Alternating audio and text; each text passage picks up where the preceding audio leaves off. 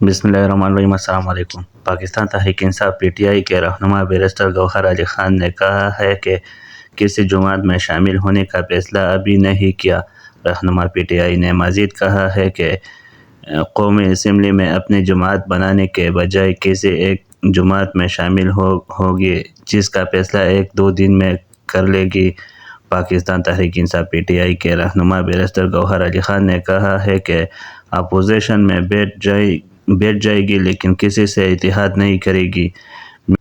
Media سے گفتگو کے دوران انہوں نے کہا کہ 70 سیٹوں کا تنازع ہے، ان کا فیصلہ ہو جائے تو پی ٹی آئی کو اکثریت حاصل ہے۔ انہوں نے کہا کہ ہم جس پارٹی کو جوائن کرے گی اس سے مخصوص نشستیں اپنے لیے لے گی، یہ نشستیں اس پارٹی کو نہیں دے گی۔ بیرسٹر گوہر علی خان کا کہنا تھا کہ جماعت اسلامی کو جوائن کرنے کے لیے ان سے نہ اب تک کسی نے رابطہ کیا ہے اور نہ ایسی تجویز زیر غور ہے۔ جماعت اسلامی نے نئی امیر کے انتخاب کے لیے 3 ناموں کا اعلان کر دیا ہے۔ ترجمان جماعت اسلامی نے کہا ہے کہ پارٹی کی الیکشن کمیشن کے صدر نے نئی امیر کے انتخاب اور اراکین کی رہنمائی کے لیے 3 ناموں کا اعلان کر دیا ہے۔ ترجمان قیصر شریف کے مطابق اعلان کردہ 3 ناموں میں سراج الحق، لیاقت بلوچ اور حافظ نعیم الرحمن شامل ہیں۔ اراکین ان 3 کے علاوہ بھی کسی رکن کے امیر کے منصب پر انتخاب کے لیے اپنی رائے دے سکتے ہیں۔ ترجمان نے بتایا کہ امیر کے انتخاب کے تمام مراحل 31 مارچ 2024 تک مکمل ہو جائیں گی۔ اپریل میں صدر الیکشن کمیشن راشد نسیم نتائج کا اعلان کرے گی۔ ترجمان قیصر شریف کا کہنا تھا کہ جماعت اسلامی میں دستور کے مطابق ہر سطح پر باقاعدگی سے انتخابات ہوتے ہیں۔ انہوں نے واضح کیا کہ امیر جماعت اسلامی کا انتخاب ہر 5 سال بعد دستور کے مطابق ہوتا ہے۔ دوسری جانب اسرائیل کا خان یونس کے بعد رفح میں زمینی آپریشن کا فیصلہ۔ اسرائیل نے خان یونس کے بعد رفح شہر میں بھی زمینی آپریشن کرنے کا فیصلہ کر لیا۔ اسرائیلی فیصلے کے بعد حماس نے بھی خبردار کر دیا ہے کہ اسرائیل کا رفح میں زمینی آپریشن یرغمالیوں کی رہائی پر بات چیت کو ختم کر دے گا۔ تفصیلات کے مطابق اسرائیل نے خان یونس کے بعد رفح شہر میں بھی زمینی آپریشن کرنے کا فیصلہ کر لیا ہے، جسے برطانیہ، سعودی عرب، متحدہ عرب امارات، قطر اور لبنان نے شدید مذمت کرتے ہوئے ایسی تباہال فلسطینیوں کی مزید تباہی کا اقدام قرار دیا ہے۔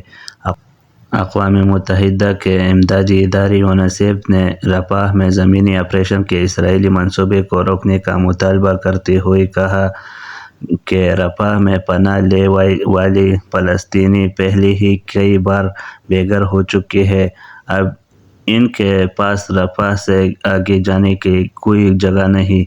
اسرائیلی وزیر اعظم نیتن یاہو کا کہنا ہے کہ رفح میں حماس کے باقی رہ جانے والی دہشت گردوں کو ختم کرے گی، جو کہہ رہی ہے رفح میں آپریشن نہ کریں، وہ ہمیں جنگ ہارنے کا کہہ رہی ہے۔ امریکی صدر کا نیتن یاہو سے رابطہ۔ غزہ میں انسانی امداد میں اضافے کا مطالبہ کر دیا۔ جو بائیڈن نے اسرائیلی وزیر اعظم سے ٹیلی فونک رابطہ کر کے غزہ میں انسانی امداد میں اضافے اور رفح میں زمینی آپریشن شروع کرنے کے لیے اسرائیلی منصوبے سے متعلق بات چیت کی۔ وائٹ ہاؤس کے مطابق صدر بائیڈن نے اسرائیلی وزیر اعظم نیتن یاہو سے کہا کہ رفح میں 10 لاکھ فلسطینیوں کی حفاظت یقینی بنائے بغیر فوجی آپریشن آگے نہیں بڑھنا چاہیے۔ وائٹ ہاؤس کے مطابق بائیڈن نے اسرائیلی وزیر اعظم نیتن یاہو سے ٹیلی فون پر گفتگو میں یرغمالیوں کی محفوظ رہائی کے بارے میں بھی بات چیت کی اور یرغمالیوں کی رہائی سے متعلق بات چیت میں پیش رفت سے فائدہ اٹھانے پر زور دیا۔ اسرائیلی فوج کی غزہ میں بدترین جارحیت جاری ہے۔ 24 گھنٹے میں مزید 112 فلسطینی شہید ہو گئے۔ صہیونی فوج کی رات بھر رفح کے رہائشی علاقوں پر بمباری سے 50 فلسطینی شہید ہو گئے۔ اسرائیلی فوج نے رفح میں کویت اسپتال کے اطراف بھی شدید شیلنگ کی۔ اسرائیل کے حملے سے غزہ میں شہداء کی مجموعی تعداد 28,176 ہو گئی، جبکہ 67,784 افراد زخمی ہو چکے ہیں۔ اسرائیلی وزیر اعظم کا کہنا تھا کہ رفح میں زمینی آپریشن کے دوران حماس کو مکمل ختم کر دے گی۔